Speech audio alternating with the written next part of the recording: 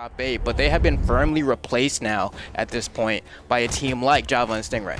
It's funny because Java and Stingray as a team, I really feel like are just like two players that were really, really good in singles, and they were like, well, I don't have a doubles partner, so you want to team up? Like that's how it kind of felt at the very inception of this team, because Stingray and Java had very similar stories, right? Winter Championship comes along, they beat like 5 players that nobody expects them to beat, and now they're suddenly in the scene as a permanent player. Meanwhile, I'm talking about that Ethan, permanently off the screen there in that first 20 seconds as he gets hit by that neutral light, and Java doing so well on the hammer, opening up in game number 1. Yeah, I mean, that Xavier was going to be a staple. Bovar, of course, one of those legends you're always going to see in the 2v2. Potential edge guard scenario coming off the stage. Java might try to do it on arm. Ground pounds his partner and also gets escorted out the building by a ground pound from Ethan. That's pretty tough. I feel like Ethan was almost scolding him for that one. He's like, what are you doing? Friendly fire, get out of here. Refreshes the stocks now. But really, capitalizing on mistakes like that is beautiful. Zacoi and Ethan take the lead after Ethan was deleted in 20 seconds. Nice. Stingray and Java are trying to set up those sword strings as Ethan and Java battle off left side. Zacoi goes flying. This is where Red Team really could get a huge lead. Whoa, they almost had like the 2 weapon throws going into each other there at the end of that. And, you know, I like the fact that you mentioned the fact that, like, we got a lot of sword here. I feel like all weekend it has been the axe story, right? Axe. Brynn, Ulgrim, more Brynn, Taros. But here we have the most sword I feel like I've seen this weekend, period. That, you know, that's been North America forever. If you really had to differentiate the 2 major regions of North America and EU, it would be what we just said there, which was that a primary focus on having sword as a staple weapon, no matter what player you are, and then axe and hammer on the other side. Java, oh man, Ethan is still living somehow, as Zacoi is starting to take a lot of damage here as Ethan's trying to sustain, deal at recovery, still not enough to take Java off the top. Side sig comes through, side air takes Ethan down. Zacoi punished for jumping after the whiff stomp. Means he has to avoid that weapon throw, and Java repositions for, oh no. Did he touch? He did, okay. Cool, I was scared for him, but doesn't matter, still gets found, and Java's gonna be sent down to his final stock, and Java is usually like pretty pinpoint when it comes to the edge guards, right? Like when we talk about edge guarders, it's like phase on, and then in my head, I'm like, it's Java. Like I think Java really has it down to a science, and you can see they're trying to team combo off of each other. Java's gonna find some stray hits. Ethan's trying to retaliate. One of the few people still playing Hattori these days, and so far it's working out, not too bad. Yeah, Java did a good job being able to get that revenge knockout. Stingray hit by a neutral light. Neutral light's the other way. Oh, huge! Zacoi with the signature finish on the team combo brings the entire team into orange. Now boxing him out with nairs, trying to hold center as Ethan and Zacoi are, well, they were attempting. They were attempting to do a nair boxing out there, but no, Stingray just deletes Ethan on his 3rd stock. Oh. And now Zacoi just getting lighter combos. Recovery too. Like axe recovery, usually, oh, that's it. Forget about what I was about to say about axe recovery. That end light pass into the Jala side sig, there is no legend in the game that's going to recover from that. Look at the damage there. Stingray over 620 damage going into that game 1. And 2 of Ethan's stocks that game, I think, were deleted like an orange. It was actually incredible how quickly Ethan got that. Yep, there it is. Sidelight, nair, recovery. Ethan, you're out of there. Zacoi gets hit by this side sig, and, oh, that's there we go. Okay, that's the side sig that actually got him out there. Like, it didn't work the first time. Dodges back. Don't worry, I got you. Sets it up again. Yeah. I feel like most of the damage Ethan took that game was on a single stock, his 2nd stock, because the 1st and 3rd, they didn't exist. Yeah, I mean, it really was a non-issue. For Java and Stingray, Ethan, I don't know, like Hattori is an amazing 2s legend. We've seen it before, and Ethan has always been someone who would play this legend, but just didn't really get a chance to get the engine started in that game. And you can see now Ethan and Zacoi are trying to set up, trying to sandwich Team Red, but like Team Red moved to the side together. Like even if they're leaving center stage, it's almost as if they must be X units away from each other at all times. That's an interesting point. I'm actually going to look for that now as that neutral hits. Oh, Stingray doesn't go down. Silent from Ethan gets punished, and Stingray ready for that as he gets a neutral light into neutral air on arm. Tags Ethan into orange. Red team severely damaged. This time Zacoi the one going down super early as he's trying to get a side air knockout. Oh, Ethan hits the grab out of his teammate. Zacoi gravity cancels side 6 back. That's the follow-up. Nice. Great alley-oop, and that's a tight side air to hit when you're that close to your teammate and see that side air. Oh, man. And blue team takes the lead. It's a similar lead as they took last game, and Stingray and Java adjusted pretty quickly. Let's see if they can really cap. Nope. Okay. Nope. That ground pound does it. And there's that offstage that you were talking about with Java. Really great on the hammer there. We're going to get a scoop from Java. Is trying to get the 1v1 with Zacoi right now as Stingray and Ethan kind of duke it out. But Stingray's getting the better end of it. And we saw Stingray was able to delete Ethan's last stock pretty early last time. What? I am just impressed by how great they're able to hit these side airs in these situations. Nice scoop from Java getting the spot dodge read. I'm noticing on top of that tether that you described, right, that invisible tether that's between Java and Stingray, keeping them within a certain range of each other. They're doing punishes to where if their move doesn't hit, they know that their teammate's in the position to hit whatever dodge option their opponent should. So Java's going for the scoop there, rising as he did it, knowing that if he missed that, Stingray was going to sidelight narrow. Off the left side of the stage, Ethan goes down, scoops him into the side air, almost side stick finish for Stingray. Great team setups coming out for these two. Okay, and that's going to be a side sig. It's not going to be enough to KO. You see Stingray immediately goes to the side to make it easier for Java to come back, but Java gets caught anyway, and now Stingray's going to have to waste some time a little bit here. Set up for the 2v2 again. Java needs a weapon. The ground pound's going to hit from Ethan, and now we have a one-stock game across the board. Zacoi has quite a bit of damage, though, so he needs to watch out, because you know Java and Stingray are going to be looking to close that gap very soon. Yeah, that side sig was a good start to it. Java punishes him for hitting that recovery.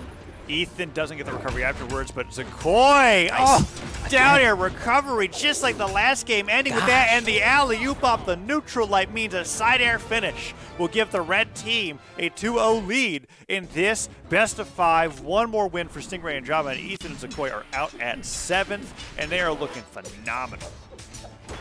Oh, man, and it's like, I'm watching this, and I'm like, man, this is losers, you know? Like, the level of gameplay that I'm observing, I'm like, man, you could have told me this was winners finals. I'd be like, oh, okay, this is crazy. But the tough thing here is I don't know if Ethan and Zacoi have a backup plan. You know, it doesn't look like this team combo has worked out for the past 2 games. Now this is potentially their last game of the tournament. I don't know if they have anything new to bring to the table here. Maybe they try to change it in terms of like what map. It's weird. I feel like if Ethan was going to do anything, he'd bring out a Scythe Legends, but Scythe is so unpopular in 2s. I don't see him playing Mirage or Mordex. But those are the only 2 characters that I feel like if Ethan wanted to try. Volkov is an option, but Ethan's Axe, I guess Brynn. So Brynn, right. That's Brynn. what I was looking for.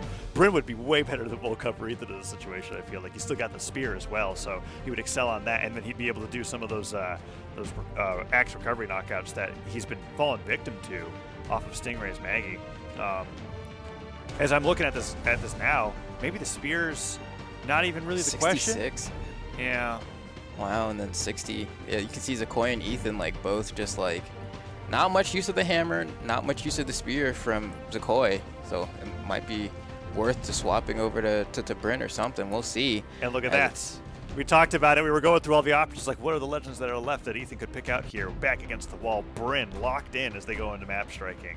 And they're branding out all those maps to go probably to Shipwreck. Apocalypse is on the table. Miami Dome would be pretty weird. Be pretty weird for this in this situation, but I feel like we're going to Shipwreck. Oh, and we're not. We're going to Apocalypse, which I think was the second best option, right? Like it definitely wasn't Miami Dome. I think we both knew that. Especially for players like Java and Stingray. Our particular Java I know is like a player that if he had his choice, he'd go to Mammoth every game. And then Stingray likes the double plats. He doesn't like the tri-plats so much. I think Stingray is like the first player in competitive to actually optionally go to Crystal Temple for like the entire year that he, came to the scene. So here we are on Apocalypse. Ethan over onto the Brynn. This is the Spear Legend that has Axe that we were talking about, super meta in every other region, and now Ethan's kind of bringing it out here, but Java with those edge guards means Zacoi is gone in under 20 seconds, and Ethan, trying to get a quick revenge knockout, is just going to get stomped here off the left side of the stage. Stingray could go down, Zacoi could go for that ground pound on Hammer. No, he opts to stay with Ethan, and that should be the stock. No, absolutely. Yeah. I mean, the distance on the double down lane alone was enough, but he had more than enough damage for that sider to take him out. And what? Ethan? Be a little okay, Java. Rare flub from Java there. Definitely kind of gave one up, but if you're Ethan and Zacoi, you're happy about that because you need whatever you can get at this point. What a gravity cancel sidelight from Ethan. That was crazy. Catching Java, couldn't get a follow-up, but it still looked cool. And he's finessing. He is. I mean, the Nair punish on the spear was super particular to the side sig that Java missed there. Ethan goes down, doesn't even waste his time trying to recover, wants to get back to the stage, helps Zacoi out. Blue team still having a lead as Stingray is taking a good amount of damage, and that Cider disarms him. Ethan switches over to Java, doesn't want to waste his time with the edge guard. Oh, wow. Never mind. That's a rare side sig knockout. That's like the one Brynn signature you never see. Yeah, it's like the side sig and the down sig a little bit unaxed sometimes, you know, on a hard read. On like a dodge in or something, but yeah. Even then, like, you don't really see, it's always NSIG. You know, that's the one that everyone's looking for. So it's like, you kind of forget that she has the other two sometimes. And it's working out for the blue team here as they have a little bit of a lead. Zacoi's probably going to fall here, and he does, but that's fine. They still have the stock lead as long as Ethan doesn't drop the ball here and gets hit by the end light. It's going to be fine, though, because Java was also respawning. Nice catch as well. Ethan, reversal. Sayer might be able to get the KO. Doesn't go for the edge guard. Yeah, it didn't. It's interesting. I felt like Ethan did have the stock to play with for that edge guard because getting that side on Stingray was huge. Zacoi gets the punish off of his teammate losing that stock and 2 side airs, but he's got to avoid these nairs from Java. Stingray, I mean, we've seen this every time. Stingray gets 1 recovery right here, and that's it for either person's stock. I don't care that Ethan's in yellow, or he's not even in yellow yet. Okay, maybe he'll survive an axe recovery. Yeah, maybe. Oh. But, you know, it's tough. Okay, it looks like that's going to be it for Stingray. So now Java has to do the Lord's work. Tries to go for the double recovery off the top. You can see the sweat beads coming out. Should have been a D-Light punish. Zacoi was just a little bit slow there. But we'll see if Java can bring this back. It's going to be a tall order. He's getting some hits. Gets Pogo. Doesn't have a lot. Weapon throw almost enough to close it out. Dodges another weapon throw and throws his weapon himself. And now he's starved. This is bad, Taza. Yeah, he's pretty starved out here. Sidelight, I mean, God. Hold on. You know, finding the hits. Okay, recovery. Java with the hammer. Okay, oh, that was actually pretty cool. He got stomped, and during the hit stun of the stomp, he got pogoed, and there was no making it back after that weapon throw. Java goes down. A really nice movement from him, that 1v2. You said it was scary for him, but there was a moment there where I was like, okay, Java's maneuvering. He just got to not get hit. And that ground pound was crazy. Zacoi just barely drifted into it. Java's off stage, has been really doing wonders for the red team. But that weapon throw Zacoi will keep Ethan in the game, meaning we're going to game 4. No 3-0 here, as the emergency Brynn did pretty darn well. Yeah, you know, definitely not a bad choice. 728 damage came out from Ethan in that last game. What? So definitely the right pick. Okay, yeah. Yeah, that's incredible. Damage dealt, yes, very, very high for the team in general, over 1,000. I want to take a look at weapon throws. 9 coming out from Ethan. What is Zacoi? I'm realizing the names are different. Yeah, the names are swapped a little bit. They're not to confuse y'all. Oh, well, anyways. Yeah, just incredible damage, both on the axe and the spear for Brynn. So, going into game number 4, the map banning and picking order is now reversed. And it's basically going to be in favor of the team picking, right? So Stingray and Java are going to be able to ban on all the maps they hate. And then they're always going to be giving it down to the 3 stages they prefer the most. That Zacoi and Ethan are going to have to pick from. And assuming that Zacoi and Ethan keep winning, it's going to be the same case for game number 5 as well. That's part of like the benefit of winning a set the entire time, you know? And it looks like Apocalypse is where it is. They decided to leave it open, and Ethan wants to go right back there. Okay, let's see how this works out for them. I mean, the Brynn looked great. I see no reason to change it. Ethan and Zacoi here to tango, and Stingray and Java, you know, kind of stopped a little bit in terms of the momentum they had going. Java didn't really get to have as many crazy offstage plays in that last game, but he did come close. So I wouldn't be surprised if he was able to bring that back in this game number 4. Look at this team combo. Doesn't get the conversion with the NSIG. I like the attempt from Stingray, though, because those Jala signatures do hit hard. Might be done. Yeah. He got hit in the back end of the recovery while trying to go for some offstage play, and he was just out of there. And yeah, it sucked that the Stingray didn't get the neutral signature, but Zacoi going down that early, Ethan going down right now. Yeah, D-Light Cider takes him down. Maggie hits hard with that high force. That's what you're trading off with that defense. Java is crazy. How? Okay. He went down. That pogo hits, but he dipped so low to avoid that ground pound that I was like, how are you going to make it back from that? They have to spend a lot of resources to gain all that vertical height, and we saw it ended up not working out for him. But even with that said, I mean, Team Red still healthily in the league. Stingray has like quite a bit more damage to take on this Maggie on his first stock, so he's definitely happy about that. Throwing out the Sayers and N-Lights. Nice combo from the same side, and the ground found a finish from Java to secure the double KO. Zacoi goes down to Zacoi, no! Yeah, that's...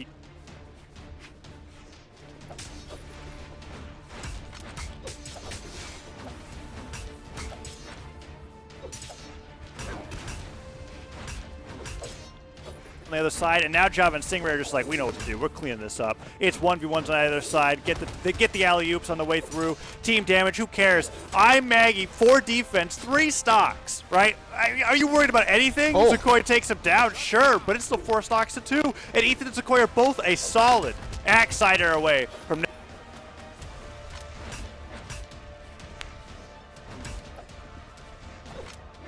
Okay. Oh, let's see. Oh, are you back? I was like, Taza? There we go. No, I mean, currently it's looking pretty crazy right here. That's easy dub for Stingray and Java.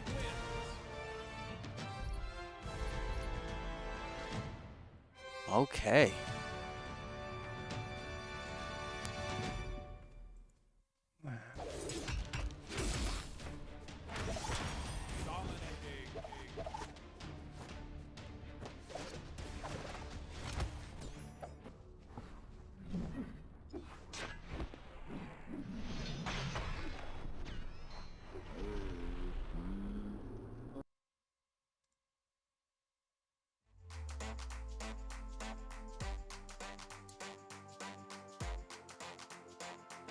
Oh, I didn't hear you. I didn't hear you. All right. Well, dang, there we go. Just like that. I mean, we saw that the switch over to the Brynn, it worked out for one game. But